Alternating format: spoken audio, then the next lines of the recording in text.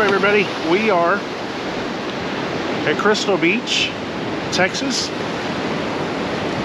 Nice day. It's at the end of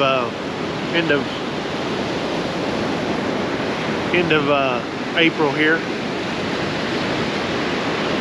Water's up. So usually we park close to the water over here, but right now we parked across a little way right here. It's not too busy out here. Usually on the weekends or in the summertime, packed full of people, a bunch of rednecks actually. That's the truth. Come out here in the summertime or on the weekend or whatever and see all the Trump flags. Anyways, but yeah, come out here. It's free to come out here. Besides you do have to have like a sticker, and it's like 10 bucks to get a parking sticker for the beach. But outside of that, then that lasts you for the whole year. And come out here and spend as much time out here. People camp out here, fish out here, swim out here. Don't know what the water temperature is, but Crystal Beach is just outside of Galveston. You gotta cross a ferry to get over here. That's if you come from Galveston. If you come from like Beaumont, Port Arthur, whatever, there's no ferry. Just get off at the Winnie exit, take you on down here.